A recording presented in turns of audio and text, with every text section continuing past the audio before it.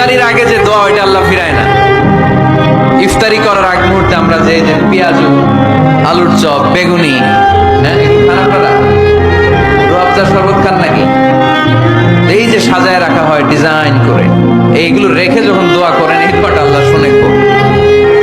আল্লাহ বলে, কিরে ফেরেশতারা ঘটনা কি? এত খাবার কেন? আল্লাহ রোজা রাখছে। কি চায়? আল্লাহ ক্ষমা চায়। তো খায় না যে তৃষ্ণার, তো আল্লাহ আপনার ভয়। আমার দেখছে না, আল্লাহ আপনারা দেখে নাই। জান্নাত দেখে নাই, আমার জাহান্নাম দেখেছে আল্লাহ কিন্তু জানে। তারপর ফেরেশতাদের মুখ থেকে বের করা, সুবহানাল্লাহ বলে।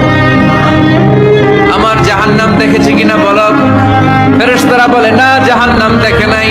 আমার জান্নাত দেখেছে কিনা বলো? জান্নাতও দেখে নাই, কিছুই দেখে নাই, আপনারও দেখে নাই। আল্লাহ এবার খুশি হয়ে যাবে। আমার খুশির জন্য, আমার ভয়ে তৃষ্ণার্ত ক্ষুধার্ত সামনে খাবার হাত